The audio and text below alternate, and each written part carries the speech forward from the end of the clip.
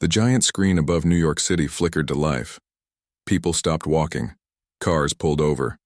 Everyone looked up at the strange face that now filled the sky. The alien had gray skin, 4 eyes, and spoke in a deep voice that seemed to shake the ground. People of Earth. I am Emperor Krelzak of the Rigelian Empire. We rule 10,000 worlds across the galaxy. Your planet is now under our control. You have 7 Earth days to surrender all weapons and accept our rule. If you fight back, we will destroy all life on your world. This is not a request. This is your future. The screen went black. For a moment, there was silence. Then panic swept through the streets. People ran in all directions. News reports showed the same message had appeared in every major city around the world. In Washington, D.C., inside a secure room deep beneath the White House, President Alice Martinez sat with her top advisors.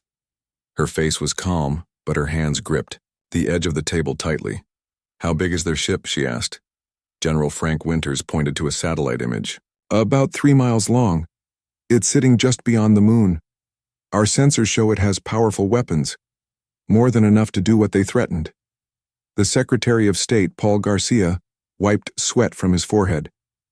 We should talk to them. Try to negotiate.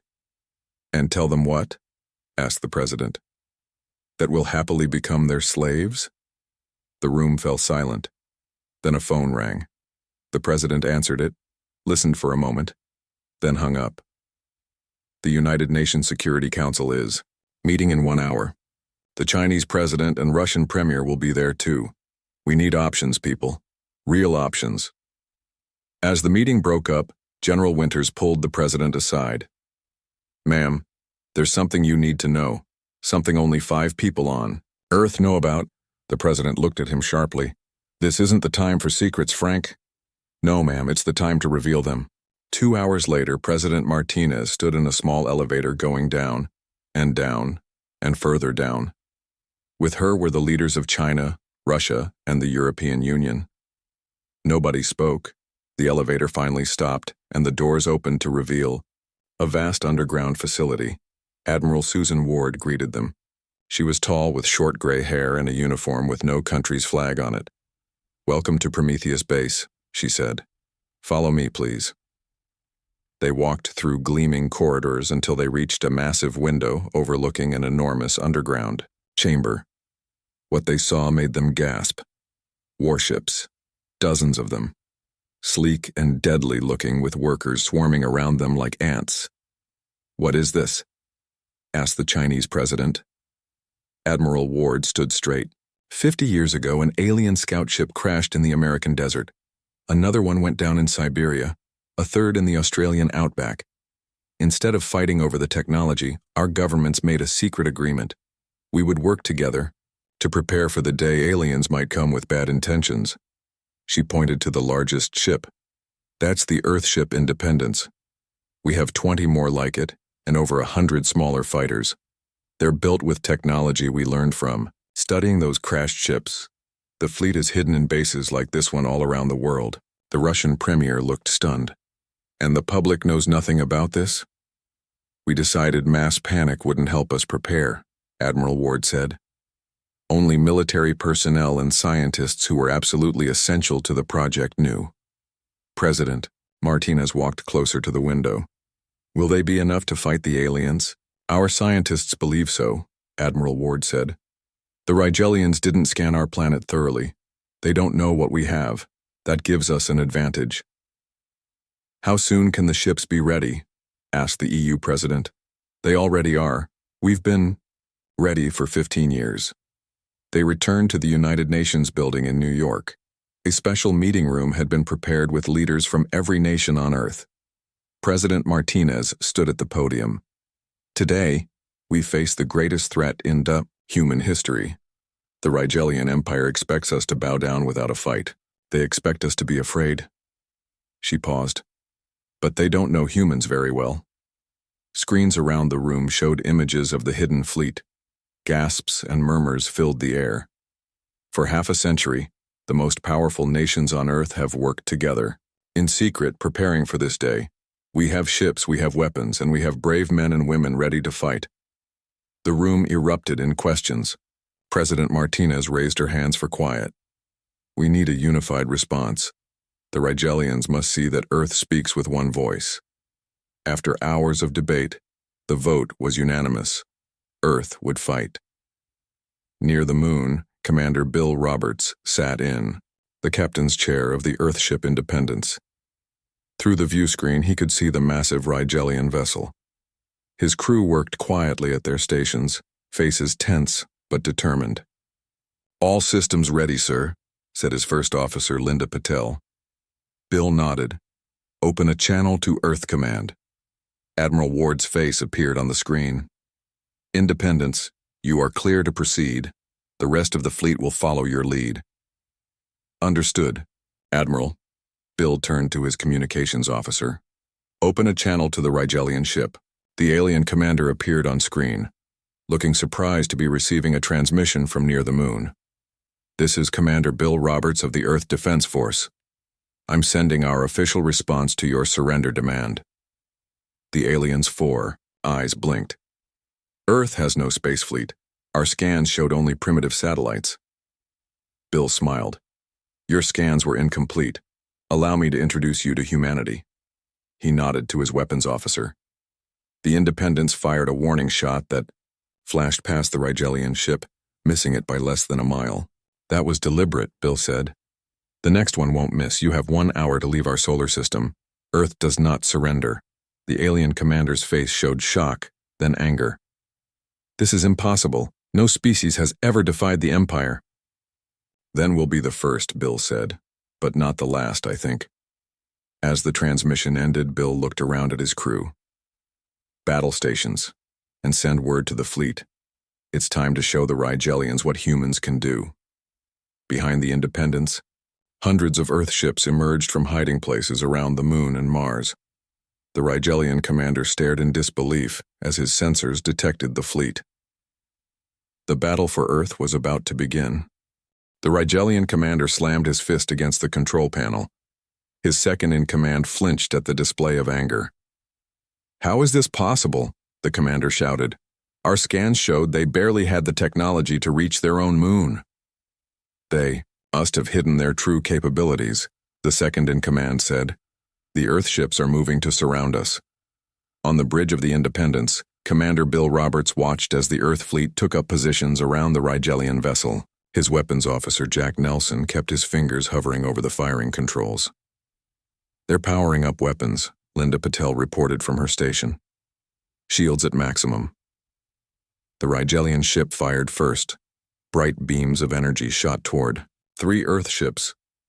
2 managed to evade, but the third took a direct hit. The ship's shields flared bright blue but held. Return fire, Bill ordered. Targeted strikes only. We want to disable, not destroy. The Independence and 5 other ships fired in perfect coordination. Their weapons struck the Rigelian ship's propulsion systems. The alien vessel shuddered under the impact. Their shields are weakening, Jack reported. But they're still in the fight. The battle continued for 20 minutes. Earthships darted around the larger Rigelian vessel, firing quick strikes before moving to new positions. It was like watching bees attack a bear. In the White House Situation Room, President Martinez and world leaders watched the battle through live feeds from the ships. Admiral Ward provided commentary. Our ships are faster and more agile, she explained. The Rigelian vessel is powerful but slow. Our strategy is to wear them down. The Chinese president leaned forward. Will they call for reinforcements? We're jamming their long-range communications, Admiral Ward said. But we can't keep that up forever. Back in space, the Rigelian ship suddenly fired all weapons at once in every direction. 3 Earth ships took direct hits. 1 exploded in a silent flash of light. The other 2 drifted, damaged but intact. They're getting desperate, Bill said. All ships execute attack pattern Delta. The Earth fleet regrouped and then rushed the Rigelian vessel from multiple angles. 20 ships fired simultaneously at the same shield section. Their port shields are down, Linda shouted. Target their weapons systems, Bill ordered. Fire! Precision beams struck the exposed sections of the Rigelian ship. Explosions rippled across its surface as weapon systems were destroyed one by one. On the Rigelian bridge, fires burned and crew members lay injured. The commander looked at the damage reports in disbelief. "Impossible," he muttered. "No developing world has ever defeated a Rigelian warship." His second-in-command approached. "Sir, we should retreat. We can return with the main fleet." The commander nodded reluctantly. "Prepare jump engines." Linda's console beeped urgently. "Commander, they're preparing to jump. They're trying to escape." Bill considered for a moment. "Let them go. We've made our point." The damaged Rigelian ship limped away from Earth, then disappeared in a flash of light as it jumped to faster-than-light speed. Cheers erupted across the Earth fleet. On the Independence, crew members hugged each other. Bill allowed himself a small smile before activating the ship-wide communications. "This was just round 1, he said. "They'll be back and in greater numbers. Return to home base for repairs and to prepare for what comes next." In Washington, the celebration was more subdued. President Martinez knew they had won a battle, not the war. "How long do we have?" she asked Admiral Ward. "Based on the location of the nearest Rigelian base, probably 3 weeks," the admiral replied. "Maybe less." "Then we have work to do," the president said. "Call every scientist, engineer, and military strategist we have. We need to be ready." 2 days later, Admiral Ward led a meeting in the underground command center. Scientists and military leaders filled the room. Screens showed the fleet being repaired and upgraded in bases around the world. "The good news is that we now have real combat data on Rigelian technology," she said. "The bad news is that we lost 4 ships and 12 brave people." She nodded to Dr. Karen Wells, the lead scientist. Karen stood and activated a holographic display showing the Rigelian ship. "Their technology is advanced, but not as advanced as we feared," Karen said. "Their weapons are powerful, but their targeting systems are slow. Their shields are strong, but they regenerate slowly once damaged." She switched to an image of an Earth ship. "We're already implementing improvements based on what we learned. Our shields will be 20% stronger. Our weapons will hit 30% harder." General Joe Martin stood next. "Intelligence suggests the Rigelians will send at least 20 ships next time.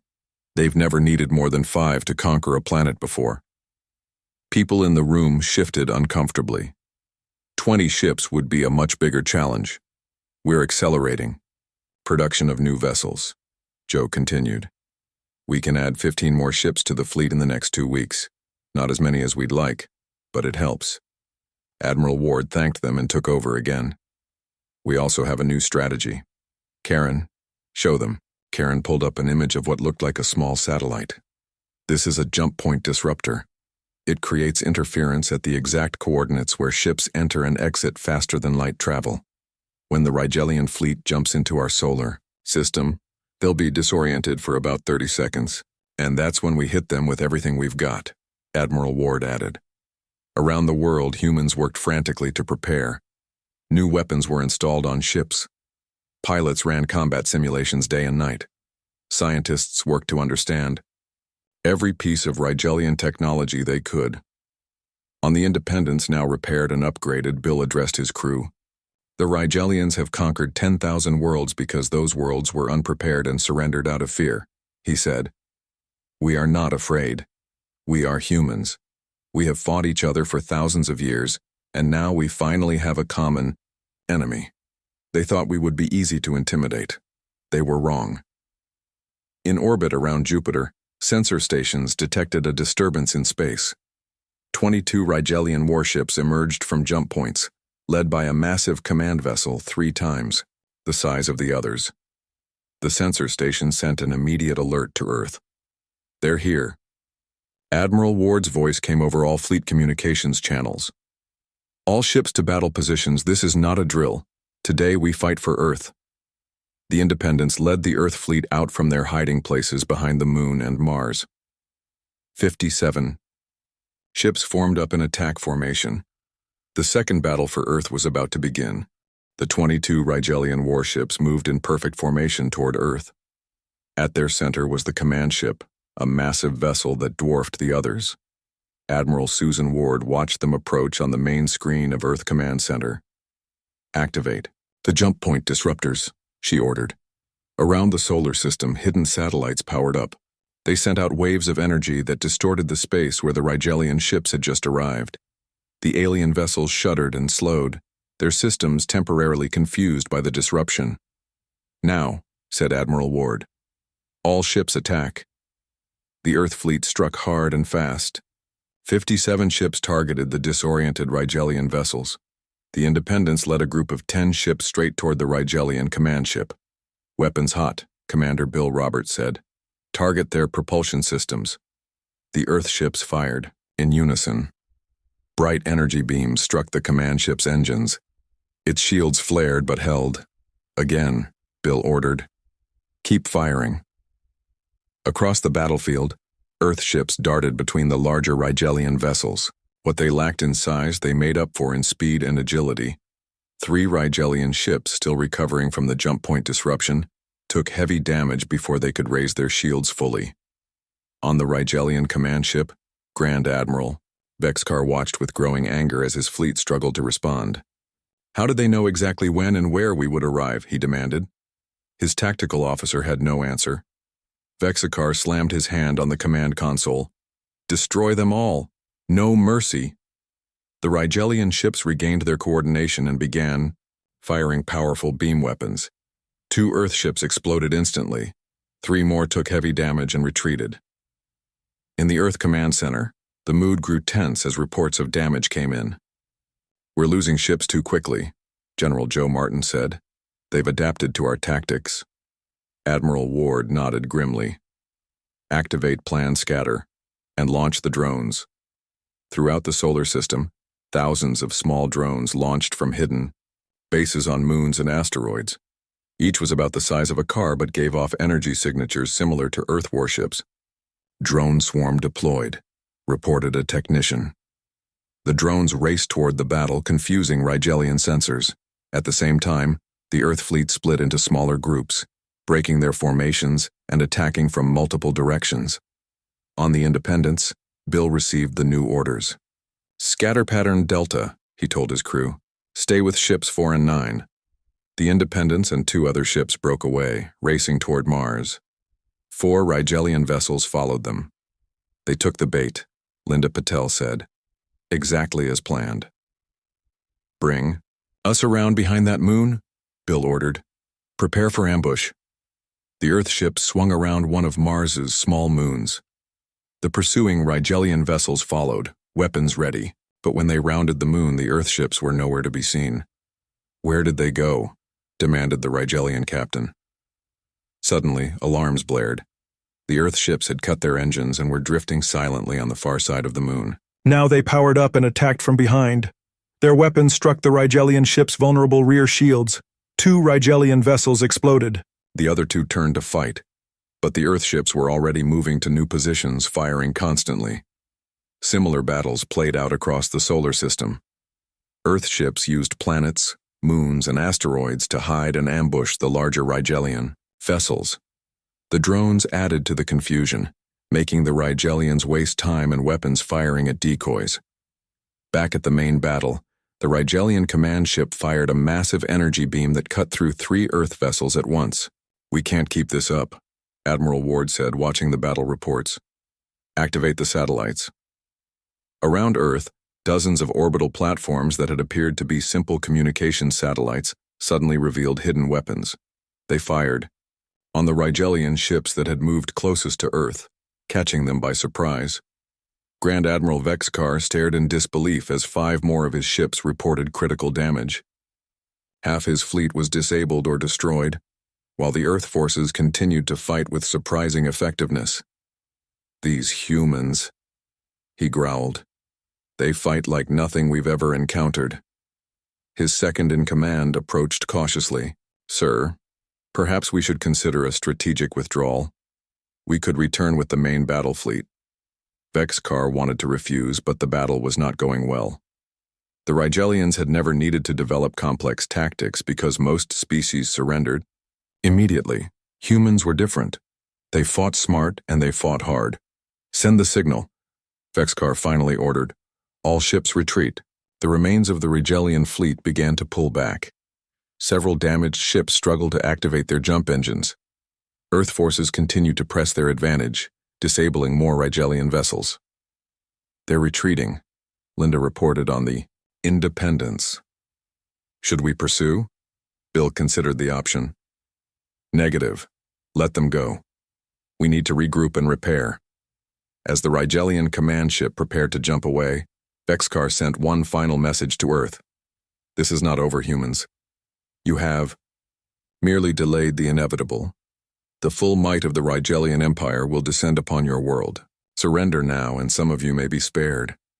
President Martinez personally responded from the White House. We will never surrender. Come back with your full fleet if you wish. You'll find the same result. Humanity stands united. The Rigelian ships disappeared in flashes of light as they jumped away. Of the 22 ships that had arrived, only 11 escaped. The rest were destroyed or disabled and captured by Earth forces.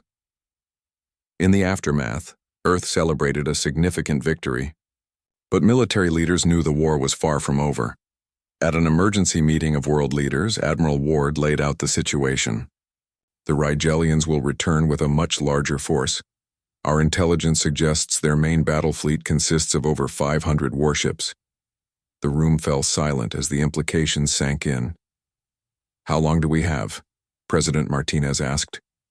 Based on the location of their homeworld and the speed of their fastest ships, about 2 months, Admiral Ward replied. Maybe less.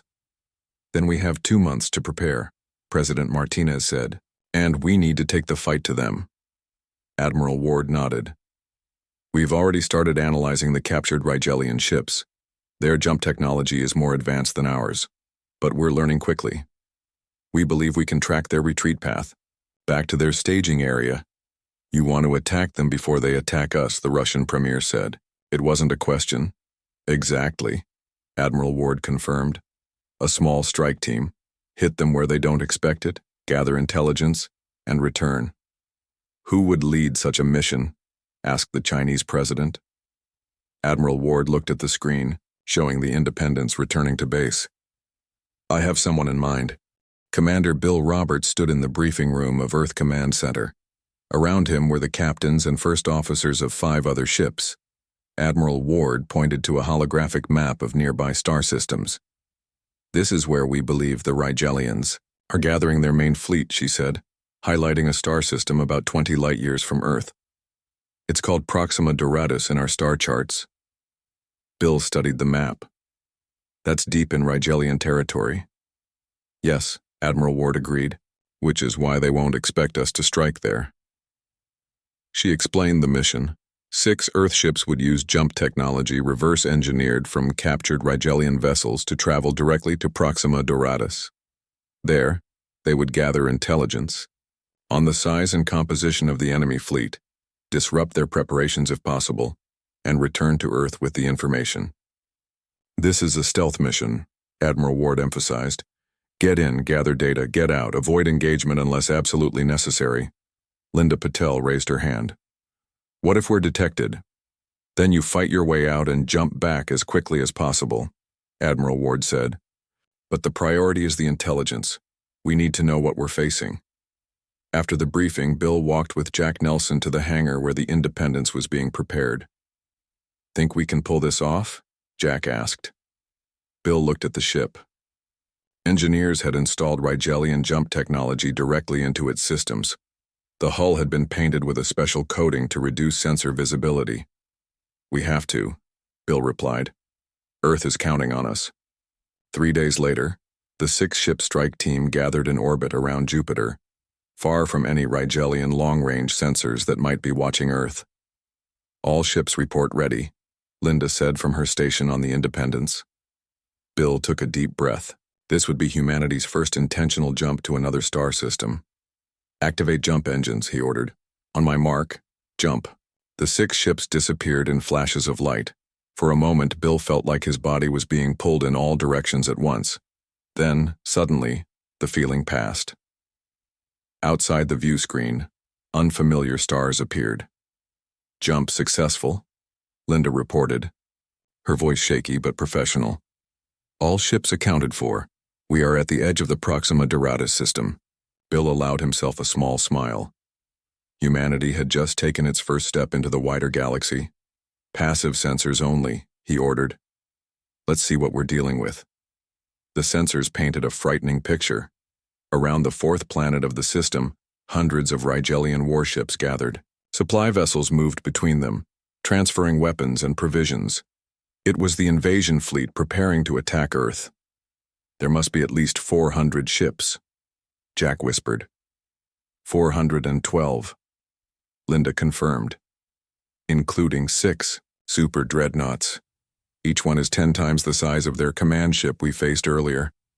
Bill ordered the ships to move closer, hiding in the shadow of a large gas giant to avoid detection. Record everything, he said. We need detailed scans of each ship type. For 2 days, the Earth Strike Team observed the Rigelian fleet. They identified weaknesses in the larger ships, noted patterns in the fleet's movements, and mapped the system's defenses. On the 3rd day, one of the Earth ships, the Defiance, reported a problem. Our jump drive is showing instability, Captain, Sam Wilson said over the secure channel. The engineers say it needs adjustment before we can safely jump back.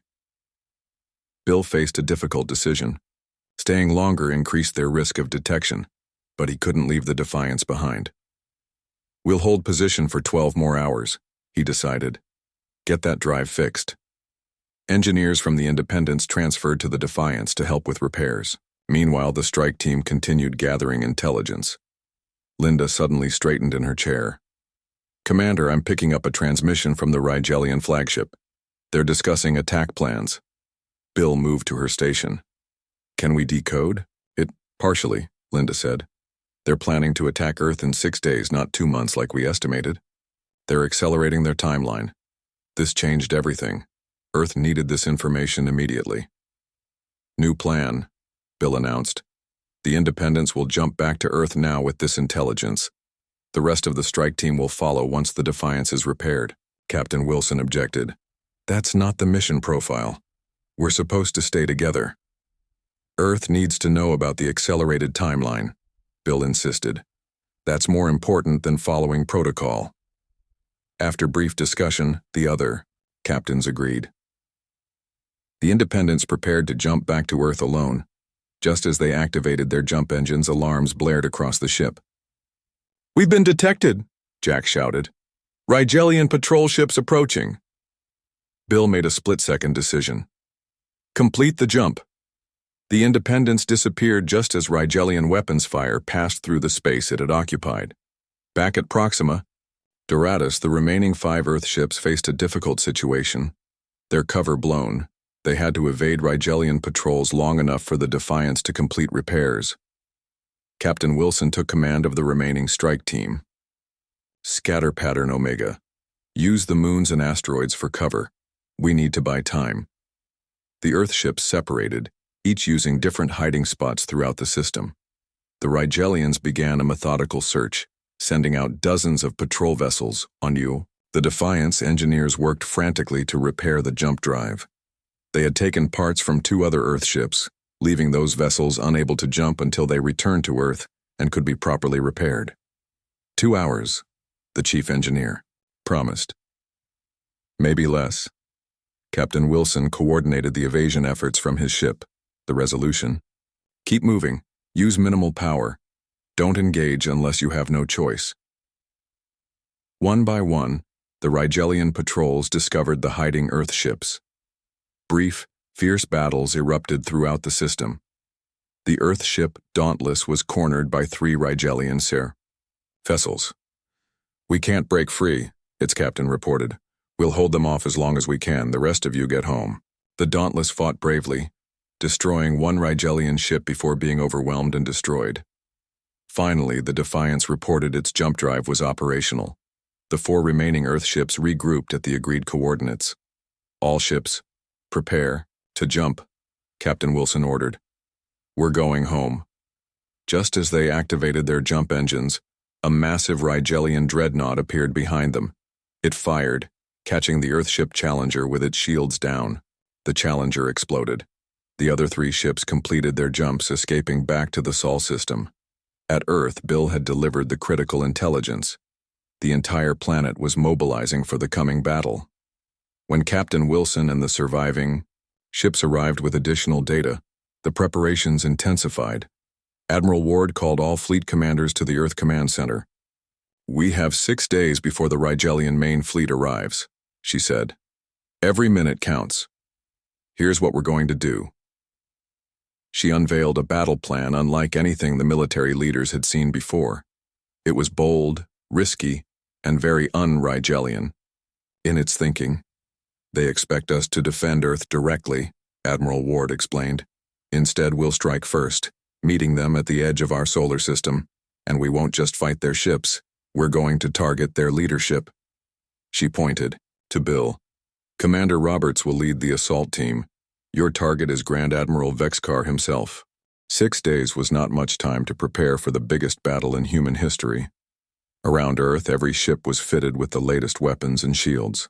Factories worked non-stop to build more fighters and drones. Scientists made final adjustments to a new weapon they hoped would turn the tide. On the Independence, Bill briefed his assault team, 20 men and women who would attempt the most dangerous mission of all. "Our target is Grand Admiral Vexcar," Bill explained, showing an image of the Rigelian leader. "Intelligence from captured ships indicates that without him, the Rigelian command structure falls apart. They rely too much on orders from the top." Linda pointed to a hologram of the Rigelian flagship. "We'll need to board here, at this maintenance hatch. It's a weak point in their security." "What about internal defenses?" asked one of the team members. "We've studied their systems," Jack replied. "Their ships are designed to repel attacks from outside, not inside. And we have these." He held up what looked like a small silver disc. "Disruptors. They shut down Rigelian technology within 20 feet, should give us an edge." The plan was daring. While the main Earth fleet engaged the Rigelian armada at the edge of the solar system, a small strike force would sneak through the chaos and board Vexcar's flagship. They would capture or kill the Grand Admiral, throwing the enemy fleet into confusion. The day before the battle, President Martinez addressed the people of Earth. Her face appeared on screens around the world. "Tomorrow we face the greatest challenge in human history," she said.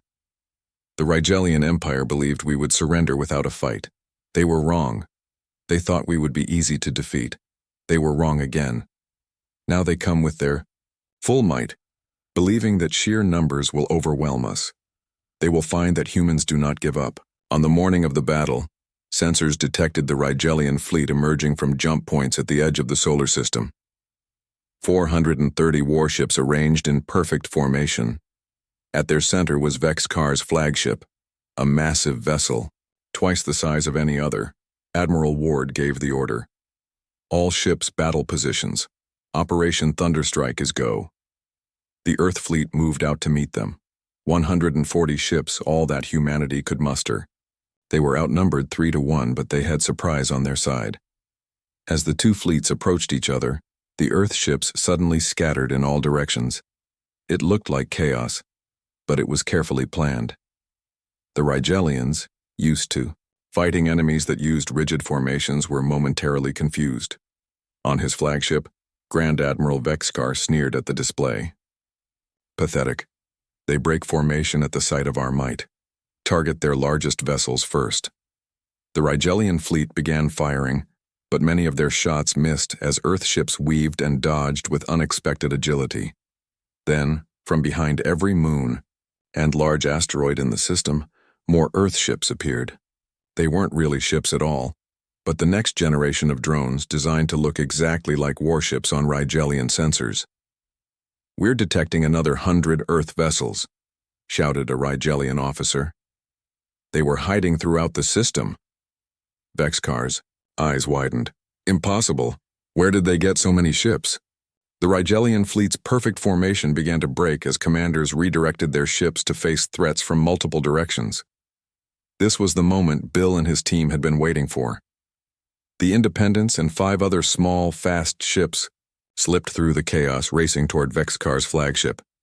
"Enemy ship approaching," warned a Rigelian officer.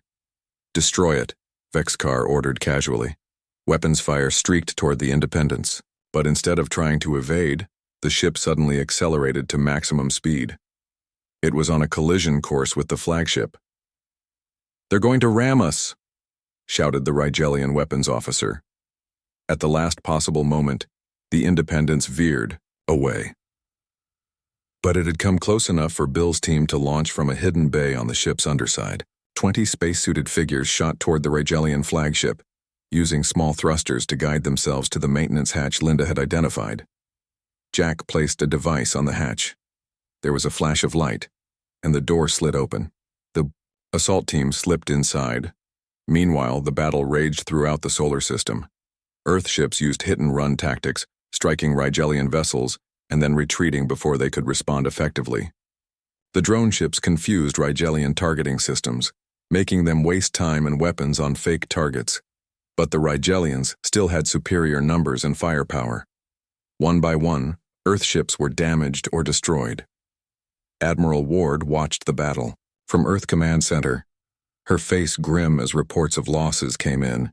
"We can't hold them much longer," General Martin said. "When do we deploy the new weapon?" "Not yet," Admiral Ward replied. "We need to wait for Commander Roberts to complete his mission." Inside the Rigelian flagship, Bill led his team through dark corridors. They encountered several Rigelian soldiers, but the disruptors worked as planned, shutting down their weapons and communication devices. Quick hand-to-hand combat took care of the rest. "Bridge should be this way," Linda said, checking a small device that showed a map of the ship. As they approached the bridge, they heard alarms. "They know we're here," Bill said.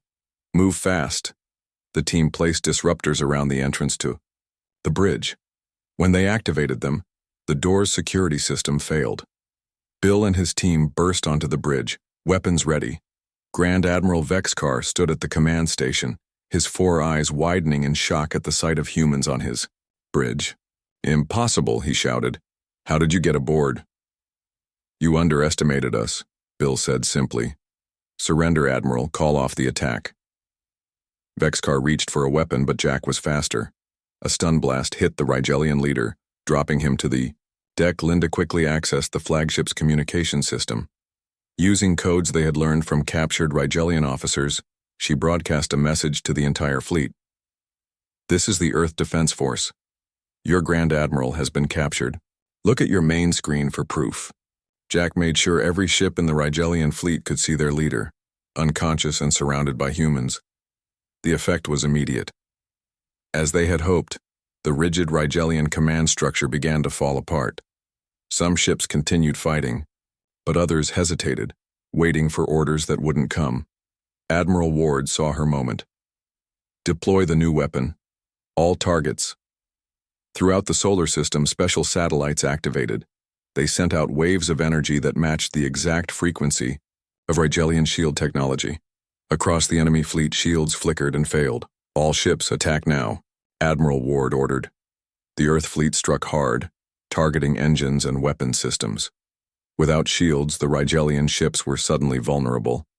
Dozens were disabled in the first few minutes.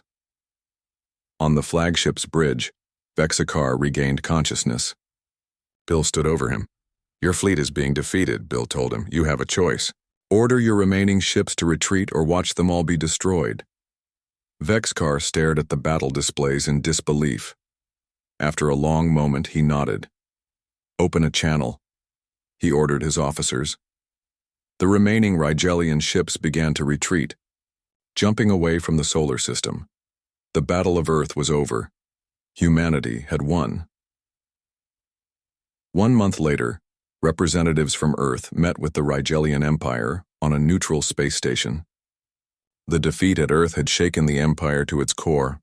For the first time in its history, it was forced to sign a peace treaty it did not dictate. President Martinez spoke for Earth.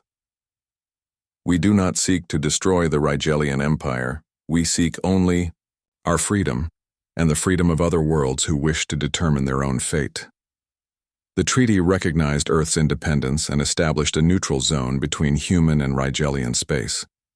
More importantly, it gave other subjugated worlds the right to vote on whether they wished to remain part of the Empire. As the independents returned to Earth after the signing ceremony, Bill stood on the observation deck with Linda and Jack. "What do you think happens next?" Linda asked. Bill looked out at the stars. "We go out there. We meet other species. We build something better than an empire." In the distance, Earth grew larger in the view screen. It looked peaceful, beautiful, and very much worth fighting for. "Not bad for a planet that was supposed to surrender," Jack said with a smile. Bill nodded. That was their first mistake. They ordered Earth to surrender. "And humanity answered with warships," Linda finished. The three friends watched as their home planet welcomed them back. It was a new day for Earth and a new era for the galaxy.